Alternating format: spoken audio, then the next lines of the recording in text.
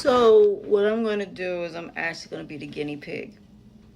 And I'm going to be the one that's going to experiment this theory of if I don't eat certain foods and I keep my intestines clean and I'm able to go to the bathroom normally and I actually exercise and I do what's called clean eating. Clean eating is where I eat things that are easy to digest, meaning that protein shakes, liquids. If I eat meat, it has to be grounded. It can't be anything that's going to be hard to, or difficult to swallow. Why? Because when I started having throat issues, is how I came to this theory. On this side of my throat, there's something going on with it, and it's hard for me to swallow food. So I had to do what's called somewhat of a liquid diet where I had to have applesauce. I could have soup, but everything has to be cut in small pieces. What I've learned is actually, that actually works. You know how the babies can't have certain foods because of their stomachs? And why you just give them milk when they're little and then you start giving them apple soup, applesauce, and everything like that. I've learned that maybe we're wrong about solid foods and the way that we go about solid foods. I think that we need to start making things a little bit smaller. And I'm talking about, steak and chicken, because I've noticed that, don't get me wrong, if you get a lean steak, this ain't gonna be the issue because it's gonna be easier to digest. But like stew beef and stuff like that, you're gonna have to strip it. You know how you take a fork and you just strip your chicken? I've learned that might be the best way that we go about eating our food, and to where it doesn't get stuck in your digestive system because it's not solid. Okay? Work with me here. This is solid, but it's also reusable. So being that this is reusable, you're going to constantly keep stocking this with water.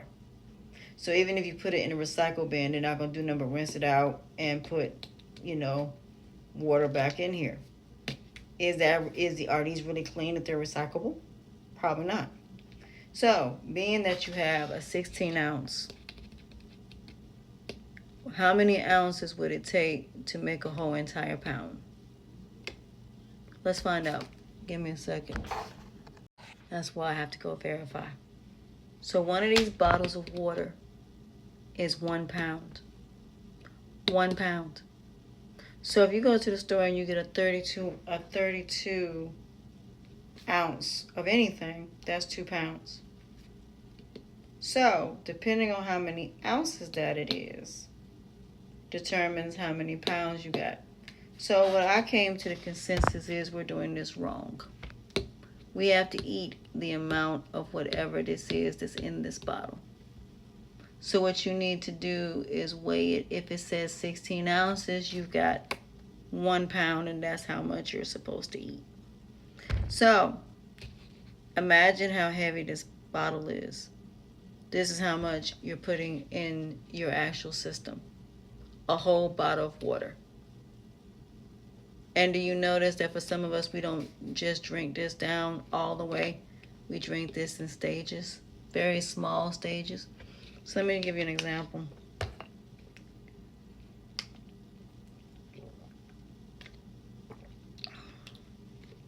That's probably maybe a fourth of this.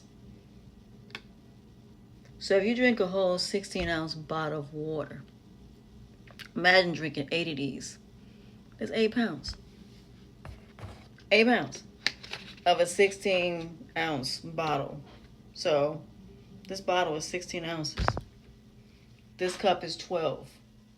So this would maybe 4 ounces short of a pound.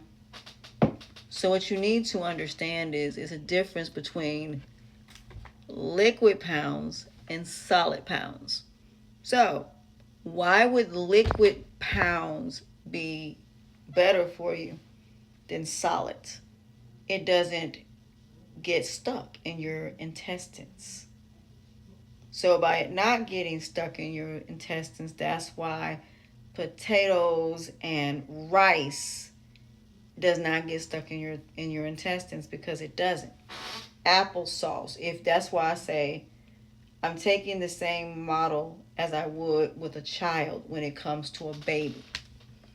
We should never be introducing our babies to solid food at 2 years old.